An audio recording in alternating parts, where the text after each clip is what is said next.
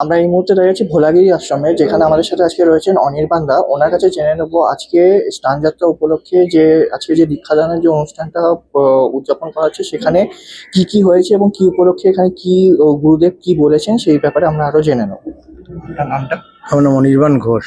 আচ্ছা, আজকে এখানে কি উপলক্ষে, মানে স্নানযাত্রা উপলক্ষে আজকে সবাই জানি একটা বিশেষ দিন আজকে, তো আজকে বিশেষ দিন উপলক্ষে এখানে কিসের মানে কি আয়োজন করা হয়? স্নানযাত্রা উপলক্ষে এখানে প্রত্যেকবারই দীক্ষাদান চলে এবং এই মাঝে মাঝেই দীক্ষাদান হয়।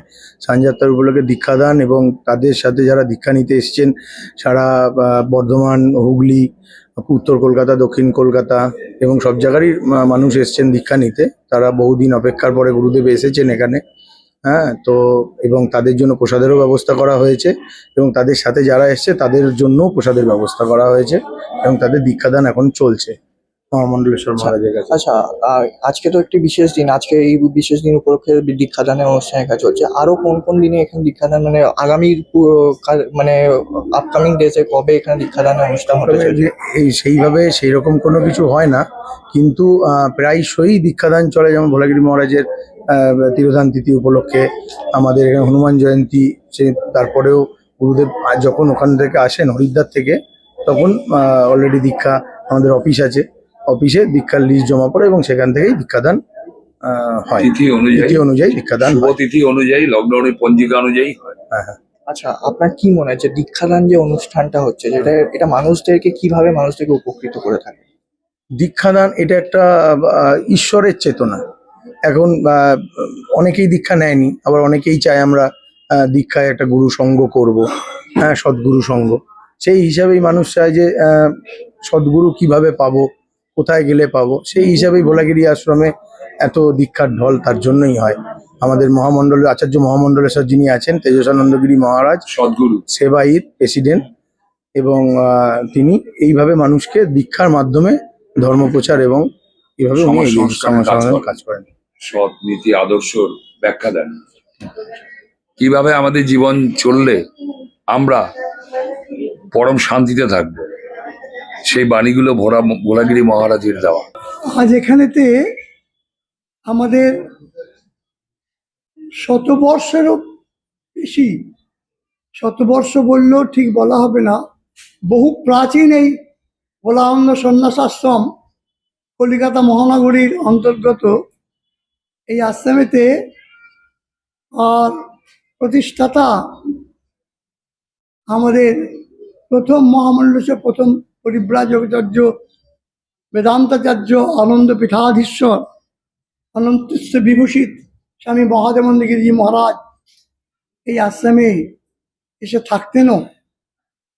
আর তার প্রতিষ্ঠা আশ্রমে তাদেরই ভাবধারায় সঙ্গপিতা সদ্গুরু ভগবান ভোলাগিরি মহারাজের ভাবধারায় অদ্বৈত বেদান্তবাদী দর্শনামী সম্প্রদায়ে যারা তখন, যাদের মাধ্যমে এই সনাতনের প্রভাব প্রচার প্রসার হয়েছিল, তাদের মধ্যে অন্যতম ভোলানন্দগিরি মহারাজ। তার ভাব আদর্শে উদ্বুদ্ধ হয়ে এখানে অগণিত সকাল থেকে চলছে দীক্ষা পর্ব। বহুদিন ধরে অপেক্ষিত, এরা প্রায় এখানে দীক্ষা হয়ে থাকে, এদের আজ এখানে দীক্ষা পর্ব চলছে। আর আমাদের এখানেতে দীক্ষা কেন, দীক্ষা শব্দার্থ কিম, কথয় মাম কিমর্থম দীক্ষামুচ্যতে। দীক্ষা দয় দীক্ষি দি এবং কয় মূর্ধন্য শয় স্কিয়তে আকার শিখা। দীক্ষা কেন, কোথায় দীক্ষা হতে পারে, ওয়াই দীক্ষা, ওয়েন দীক্ষা, কখন দীক্ষা নেওয়া প্রয়োজন, কখন দীক্ষা সে পেতে পারে, কিভাবে দীক্ষা হতে পারে, what the process, how to utilize the words of দীক্ষা। ব্যক্তি জীবনে দীক্ষার আর উপকারিতা, দীক্ষা মন্ত্র কে কখন কোথায় কিভাবে নিয়েছে, এবং মন্ত্রার্থ মন্ত্র চৈতন্য আমরা জানি। মন্ত্র যদি অর্থময় না হয়, বোধময় না হয়, সবাই গেলাম দলে বলে গেলাম, দীক্ষা নিলাম, চলে এলাম, কোথায় গেছিলেন দীক্ষা নিতে? কি মানে দীক্ষা বলতে পারলাম না। কিভাবে নিতে হয় দীক্ষা জানি না। গুরু কে, তার লক্ষণ কি, কিভাবে জানবো? আমারই মতো খায় দায় ঘুরে বেড়ায়, জামা কাপড় পরে এক ব্যক্তি, সে আমার মধ্যে তার পার্থক্য কিছু কি? গুরুর লক্ষণ কি? শিষ্যের কর্তব্য কি? শিষ্য হওয়ার লক্ষণই বা কি? এ সম্বন্ধে উপদেশ দেওয়া হয়েছে।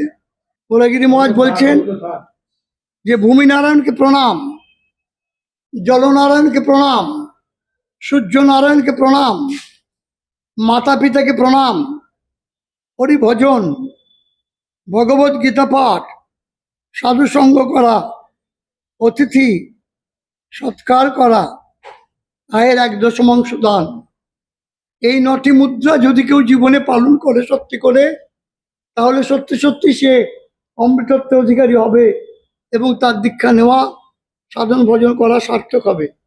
অপরদিকে নরকের পথ 9টি, যা করা চলে না, উচিত নয়, করলে জীবনে নিজেও দুঃখ পায় এবং প্রিয়জন প্রতিজন দুঃখ পেয়ে থাকে। তা হচ্ছে গালাগালি করা, নিন্দা চুগলি করা, 3 ঈর্ষাদেশ করা, পরদার গমন করা, মৎস্য মাংস ভক্ষণ করা, মদ্যপান করা, চুরি করা, দিব্য করা, জুয়া খেলা করা। এইগুলি করলে পরে মানুষ নরকের পথে পৌঁছাবে।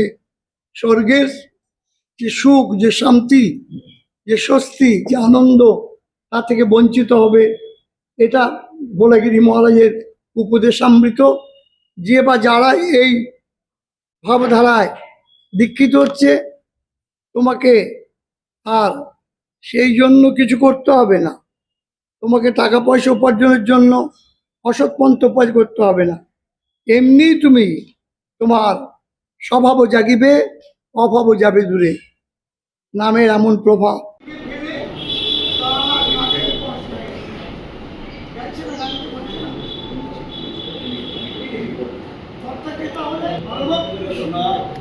সচ্চিদানন্দ বিগ্রহ অনাদি আদি গোবিন্দ। আমরা সবাই তো মা, তাই আমাদের মধ্যে এই বোধটাকে সুন্দর করার জন্য কে বলবো যে ত্রাহিমাম পুণ্ডরীকাক্ষম সর্ব পাপম হর হরি নম বিষ্ণু